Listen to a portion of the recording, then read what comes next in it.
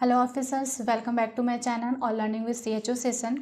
अगर आपके हॉस्पिटल का नाम एनक्वास के लिए नॉमिनेट हुआ है और आपको बिल्कुल समझ में नहीं आ रहा है कि आपको करना क्या है, तो सबसे पहले तो आपको एनक्वास क्या है ये जानना पड़ेगा। एनक्वास एक नेशनल क्वालिटी एश्योरेंस स्टैंडर्ड है, जिसका मेन ऑब्जेक्टिव क्या है। एनक्वास का जो मेन ऑब्जेक्टिव है वो है provide quality of preventive, promotive, curative, rehabilitative and promotive services. And एक और ऑब्जेक्टिव है वो है प्रोवाइड प्रमोट कम्युनिटी पार्टिसिपेशन। और इसी ऑब्जेक्टिव को अचीव करने के लिए हमको एनक्वास में बहुत सारे प्रिपरेशन करने पड़ते हैं। अगर आपको एनक्वास के बारे में और ज़्यादा डिटेल से जानना है तो आप एनक्वास की गाइड बुक को अच्छे से स्टडी कर सकते हैं, जिससे आप उसके बारे में और अच्छे से गो थ्रू हो जाएंगे और अपना जो एनक्वास से रिलेटेड नॉलेज है उसको और इन्हेंस कर सकते हैं।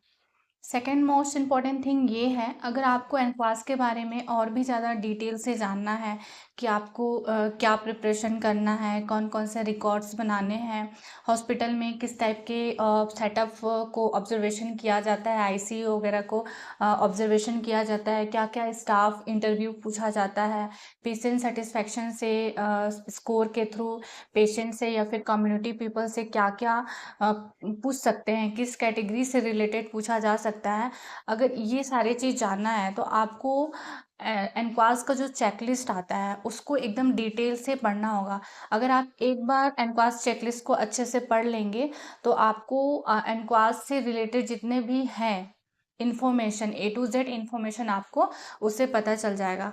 आप जब फर्स्ट टाइम अगर एनक्वास चेकलिस्ट को पढ़ेंगे तो आपको तो बिल्कुल भी समझ में नहीं आएगा कि वो क्या है, बट आई एम श्योर अगर आप उसको एक बार अच्छे से डिटेल से पढ़ेंगे और पूरा पढ़ेंगे तो आपको एनक्वास के बारे में कंप्लीट इन्फॉर्मेशन पता चल जाएगा।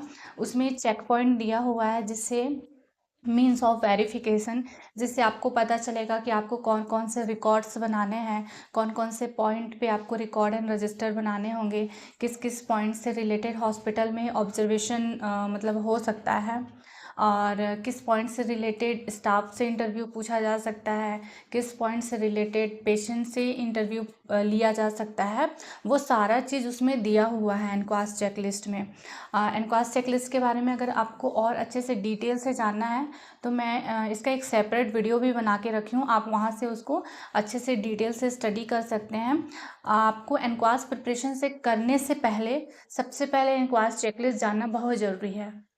जब आप एक बार एनक्वास क्या है ये जान गए, एनक्वास चेकलिस्ट अच्छे से समझ लिए, तो आपको बेसिक जो नॉलेज है या फिर इंफॉर्मेशन है कि आपको करना क्या है, आप क्या क्या बनाएंगे, क्या क्या सेटअप करेंगे, क्या क्या आपको पढ़ना है खुद के लिए, ताकि आप असेसमेंट के टाइम इंफॉर्मेशन दे सकें असेसर को। तो इसके लिए आपको एनक्वास चेकलिस्ट पढ़ना पड़ेगा अच्छे से डिटेल से। एक बार जब आप अच्छे से समझ लेंगे तो सेकंड चीज़ आता है कि आपको अब अपलोड कैसे करना है, क्योंकि एनक्वास क्वालिफाइड करने के लिए बहुत सारे डॉक्यूमेंट होते हैं जिसको हमको ऑनलाइन अपलोड करना पड़ता है सक्षम पोर्टल में। उसके लिए हमको सबसे पहले अपने फैसिलिटी का ID जनरेट करना पड़ता है जो सक्षम पोर्टल से होता है। तो मैं आपको नेक्स्ट वीडियो में बताऊंगी कि सक्षम पोर्टल में हम कैसे अपने फैसिलिटी के लिए ID जनरेट कर सकते हैं, ताकि हम जो भी डॉक्यूमेंट बनाए हैं, जो भी रिकॉर्ड बनाया है या फिर जो भी डाटा कैलकुलेट किए हैं उसको हम कैसे सक्षम पोर्टल में अपलोड करें, ताकि हम आगे का प्रोसेस स्टार्ट कर सकें। इसके लिए मैं नेक्स्ट वीडियो में बनाऊंगी। तब तक के लिए थैंक यू। अगर आप मेरे चैनल पे न्यू होंगे तो चैनल को सब्सक्राइब करें, बेल आइकन को ज़रूर क्लिक करें ताकि मेरे वीडियो का नोटिफिकेशन आप तक पहुंच सके।